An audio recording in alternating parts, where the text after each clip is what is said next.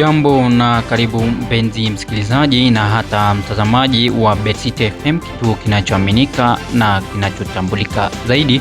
Karibu kwenye taarifa za saa 11 jioni. Jina langu ni Emmanuel Kirui. Nami jina langu ni Maureen Simiyu. Baadhi ya taarifa tulizokuandalia ni kwamba ofisi ya mkurugenzi wa mashtaka ya umma ODPP yaidhinisha mashtaka dhidi ya umiliki wa hospitali kwa ulaghai wa usajili wa SHA. Sakaja atetea mkataba wa ushirikiano mbele ya kamati ya Seneti. Polisi katika kaunti ya Bomet waanzisha msako wa afisa wa Busia anayedaiwa kumuua mke wake. Wanafunzi wa chuo kikuu cha Masai Mara wahimizwa kujisajili kupiga kura. BetCity FM, the voice of the jungle.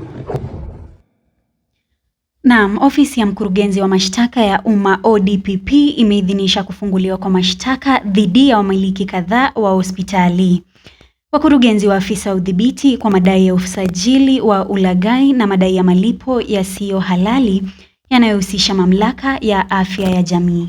Katika taarifa iliyotolewa Jumatano jioni, ODPP ilisema ilipitia mafaili ya uchunguzi yaliyowasilishwa na idara ya upelelezi wa makosa ya jinai DCI kati ya Januari 28 na Februari 24 na kubaini kuwa kuna ushahidi wa kutosha wafungulia mashtaka watu na vituo vya afya vinavyoshukiwa kujiandikisha kinyume cha sheria, kuendesha shughuli bila leseni na kujipatia fedha kwa njia ya udanganyifu kutoka kwa bima ya afya ya umma.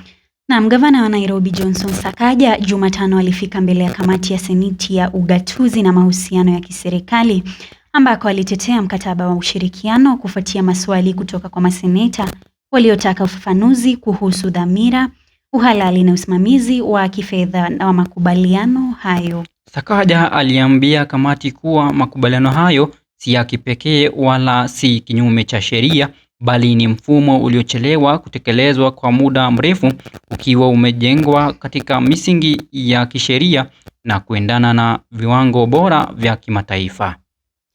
Wanafunzi wa chuo kikuu cha Masai Mara wamehimizwa kujitokeza kushiriki katika zoezi la uandikishaji wa kura linaloendeshwa kwa ushirikiano na IEBC kuelekea uchaguzi mkuu wa mwaka 2027. Zoezi hilo linafanyika katika lango la Orekalei ndani ya chuo hicho. Wanafunzi waliofikishwa umri wa miaka 18 na zaidi wametakiwa kuwasilisha kitambulisho cha taifa ili kusajiliwa kama wapiga kura au kuhamisha vituo vyao vya kupigia kura. Maafisa walisema mchakato huo ni rahisi na wa haraka. Uongozi wa chuo hicho na viongozi wa wanafunzi wameeleza kuwa usajili huo utachochea ushiriki wa vijana katika demokrasia, wakisisitiza kuwa kupiga kura ni haki ya kikatiba na wajibu wa kiraia chini ya kauli mbiu kura yako siri yako. Shukran msikilizaji wa BetCity FM kwa kutenga muda kusikiliza habari zetu zinazoaminika.